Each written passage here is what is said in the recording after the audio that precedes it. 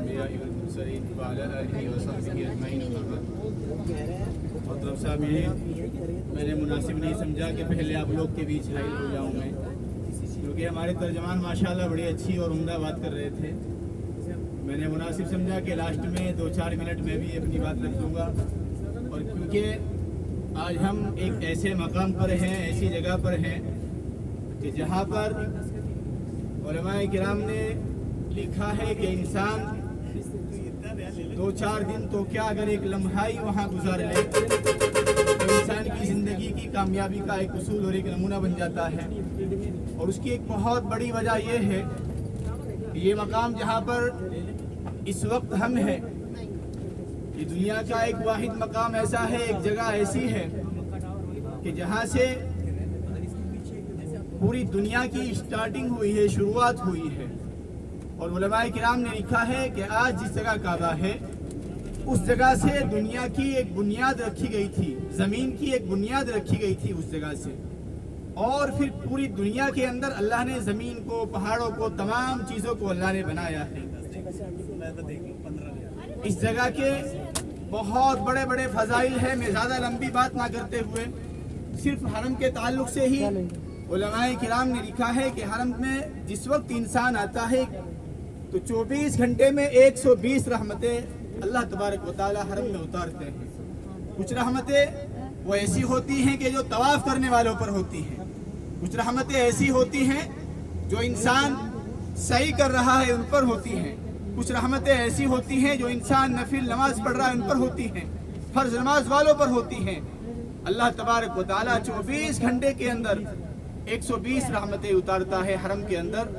और उन रहमतों में से अगर आधा हिस्सा भी हम तमाम को मिल जाए तो ये हमारी बड़ी खुश नसीबी है। आप तमाम जानते हैं जिस पर अल्लाह तबारक व तआला की रहमत की, करम की नज़र हो जाती है उस इंसान की ज़िंदगी बन जाती है।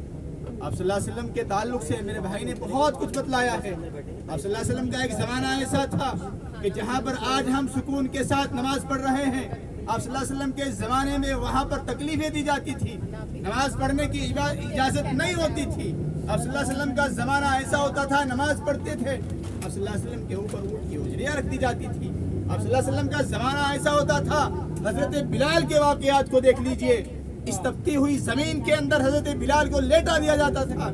सहाबाए किराम का ज़माना देख लीजिए, सहाबाए किराम के ज़माने के अंदर सहाबाए किराम को बर्छा मारकर लेडीज़ को ख़त्म कर दिया जाता था, फांसी के फंदों पर चढ़ा दिया जाता था। ये तमाम के तमाम वाक़यात मुझको और आपको आज के इस वक्त में हमारे लिए ये एक नमूना इसलिए है कि आज हम आज़ादाना ज़िंदगी गुजार रहे हैं।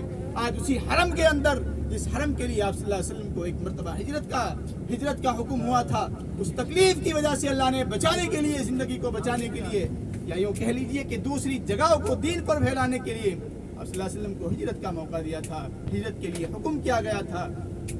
ये तकलीफ़ें, तमाम चीज़ें मैं मुख्तसर इसलिए बतला रहा हूँ आपके सामने कि हम अपने इस वक्त को बड़ा कीमती वक्त समझें, और इसलिए समझें कि ये वक्त बार बार नहीं मिलता। इस वक्त को, अहमियत को समझते हुए हम तमाम अपनी ज़िंदगी को गुजारने का, और यहाँ पर जो आए हुए हैं ज़्यादा से ज़्यादा वक्त अल्लाह की इबादत में गुजारने का काम करें। इंसानियत का एक वाक़या मुझे आ गया क्या भाई? इंसानियत का एक वाक़या भाई अभी बतला रहे थे कि इंसानियत के ताल्लुक़ से कुफ़ार मुशरिकीन की एक परिवार था, एक ख़ानदान था, एक परिवार कह लीजिए। उस परिवार के एक बड़े गुजर चुके थे और उनके पास कंडीशन ये थी कि 2-3 भाई थे। एक भाई ने पूरी ज़मीन जायदाद हड़प कर ली थी, और एक लेडीज़ जिसके पास पहनने के अच्छे कपड़े नहीं थे, फटे पुराने कपड़ों में ज़िंदगी बसर कर रही थी। उसका एक छोटा बच्चा, 4-5 साल या 8 साल का बच्चा होगा, वो बच्चा अपने चचा के पास जाता है और चचा के पास जाकर कहता है कि मेरी अम्मी बड़ी तंग हाल में हैं, उसके पास कपड़े पहनने के नहीं हैं, कपड़े फटे हुए हैं, जिस्म दिख रहा है, एक अच्छी चादर दे दीजिए, मेरे बाप ने बड़ी जायदाद छोड़ी है आपके लिए। उसके चचा बेतहाशा उस बच्चे की पिटाई करते हैं, उस बच्चे के सर से, जिस्म से खून लहूलुहान हो जाता है, खून चलता रहता है। वो बच्चा अपनी मम्मी के पास आता है, उसकी मम्मी कहती है कि बेटा हरम के अंदर चले जाओ, काबे के पास चले जाओ, मोहम्मद नाम का एक शख्स होगा, उस शख्स के पास जाकर आप एक चादर ले आओ। आप सल्लल्लाहु अलैहि वसल्लम के पास वो बच्चा 8 साल का तकरीबन बच्चा था, वो وہ بچہ جاتا ہے اور جا کر آپ صلی اللہ علیہ وسلم کے سامنے، کیونکہ اس کی آنکھوں میں ایک دیدار کا ایک الگ ہی منظر تھا، آپ صلی اللہ علیہ وسلم تو چہرہ پڑھ کر انسان کو دیکھ کر اس کے دل کی تمنا کو جان لیتے تھے۔ آپ صلی اللہ علیہ وسلم کے پاس جس وقت وہ بچہ گیا، آپ صلی اللہ علیہ وسلم نے اپنی وہ کملی والی چادر جس کا قرآن میں ذکر ہے، اس چادر کا ذکر آپ صلی اللہ علیہ وسلم کی قرآن میں ذکر ہے، اس چادر کے لیے صحابہ کرام رضی اللہ عنہم اجمعین بڑے تڑپتے تھے۔ آپ صلی اللہ علیہ وسلم نے انسانیت کی ایک ایسی مثال پیش کی کہ اس بچے کو جو اس وقت مسلم نہیں تھا، نان مسلم بچہ تھا، اس بچے کے لیے وہ چادر پیش کر دی، اور وہ بچہ جا کر اپنی ممی کو چادر دے کر آیا۔ اس کی ممی نے اسی وقت کہا کہ جب آپ صلی اللہ علیہ وسلم کے لیے انسانیت کا ایک درد، ایک ایسا درد ہے کہ انسانیت کو انسانیت کے نام سے کر جانا ہے، اس پوری دنیا نے تو آپ صلی اللہ علیہ وسلم کے ذریعے جانا ہے۔